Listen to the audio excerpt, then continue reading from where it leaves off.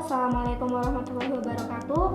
Saya Ainun Faihatul Husna dari kelas 1C program studi Bahasa Inggris. Halo, nama saya Intan Amelia Putri. Saya berasal dari kelas 1C Prodi Bahasa Inggris.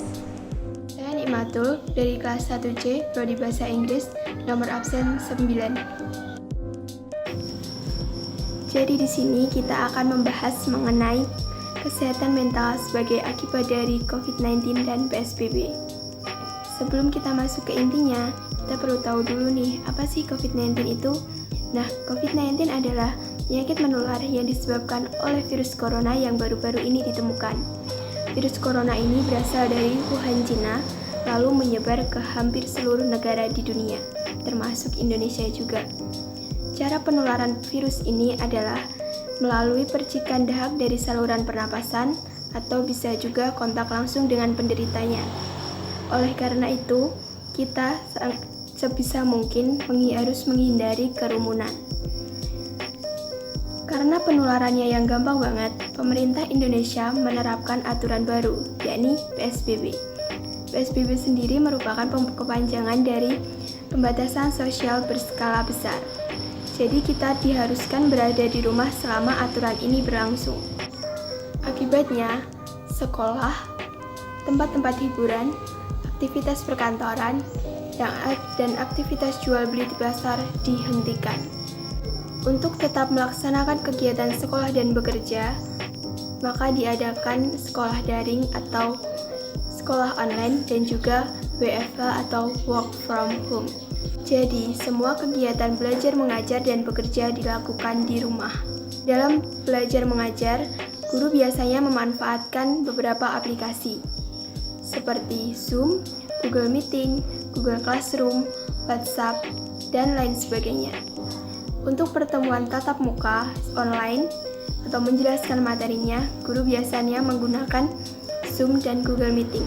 Lalu untuk pengumpulan tugasnya, mereka menggunakan Google Classroom dan WA. Namun sayangnya, tidak semua guru mau menjelaskan materi melalui aplikasi-aplikasi tersebut. Sebagian dari mereka hanya memberikan tugas, seakan-akan mereka lepas tangan akan pengetahuan yang didapat siswanya.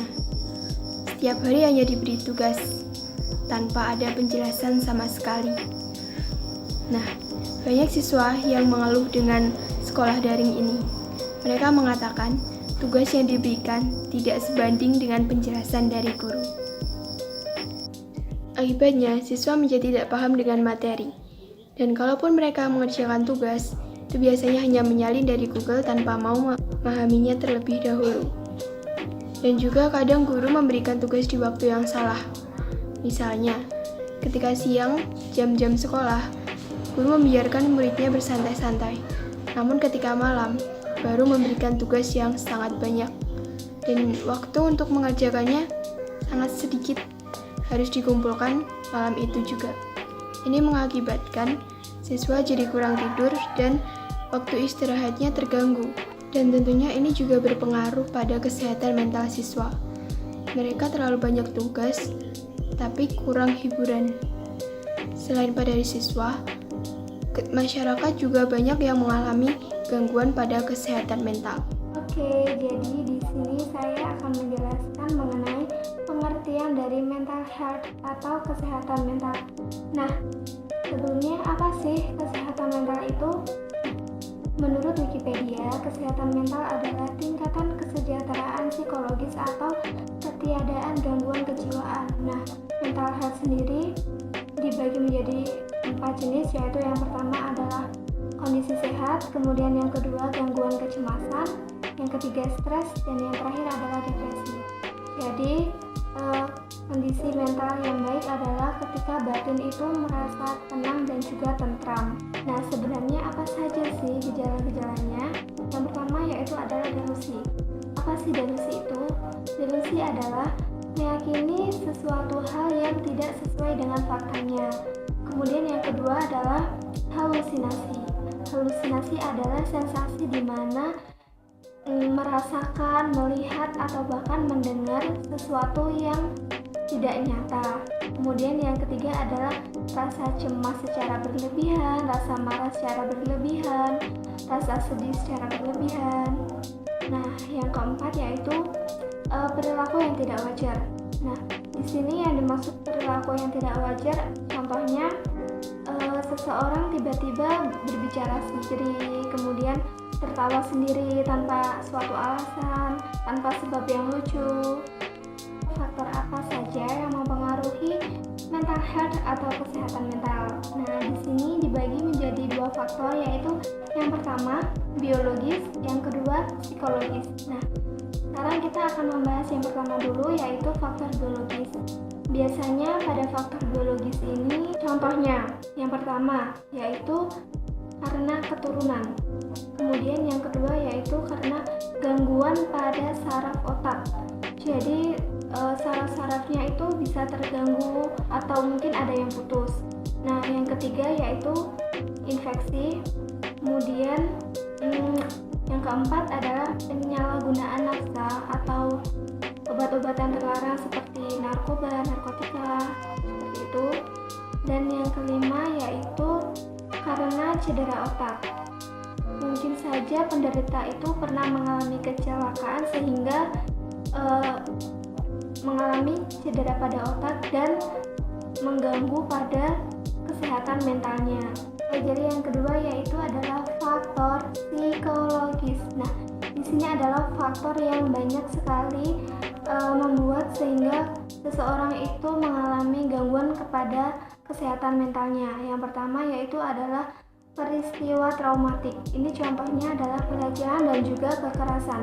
Kemudian yang kedua adalah kehilangan orang tua atau disia-siakan pada saat masa kecil. Kemudian yang ketiga adalah broken home. Tentu saja broken home yang dimaksud adalah ketika orang tua berpisah secara tidak baik-baik saja sehingga menyebabkan kesehatan mental sang anak terganggu. Nah, kemudian yang keempat adalah merasa rendah diri. Ini sangat berbahaya karena si penderita itu beranggapan bahwa dirinya itu tidak bisa berkomunikasi dengan baik terhadap orang lain.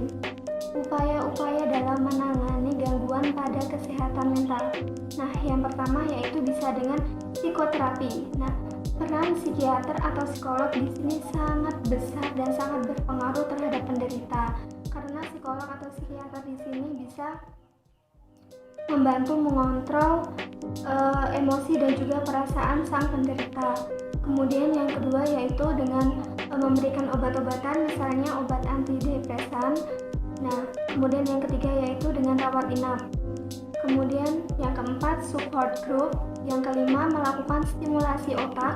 Dan yang keenam yaitu yang sangat penting menurut saya yaitu dengan merubah pola kehidupan, yaitu biasanya dengan seseorang itu merubah pola makan, dengan rajin berolahraga, dan selalu yang paling penting ya berpikir positif, karena pikiran itu sangat-sangat berpengaruh terhadap kesehatan mental maupun fisik kita. Apa aja sih yang dirasakan para pengidap mental illness ini? Kebanyakan dari mereka merasakan tubuhnya gampang lelah, jadi mereka memilih untuk tidur. Lalu perubahan mood yang drastis, dan juga mereka lebih memilih untuk menyendiri. Banyak orang sekitar yang kurang memperhatikan kesehatan mental seseorang. Kebanyakan dari mereka mempunyai pikiran bahwa dia itu loh cuma capek, kurang istirahat aja.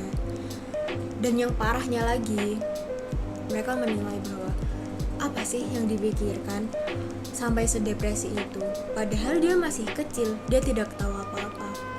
Hal inilah yang menyebabkan para penderita mental illness ini enggan untuk speak up, juga enggan untuk terbuka dengan dunia luarnya. Lalu apa yang terjadi? Banyak kasus bunuh diri dikarenakan mental illness mereka yang tidak terkontrol. Mengapa tidak terkontrol? Karena sebagian dari mereka takut dan malu untuk pergi ke psikiater. Pasti mereka berpikir, kalau aku pergi ke psikiater, orang-orang berpikir aku gila. Padahal mereka ini butuh loh bantuan profesional agar mereka tidak mendiagnosa dirinya sendiri. Selain itu, biaya pengobatannya pun terbilang mahal. Nah, ada banyak solusi sebenarnya. Seperti sekarang sudah ada pengobatan online seperti website Halodoc.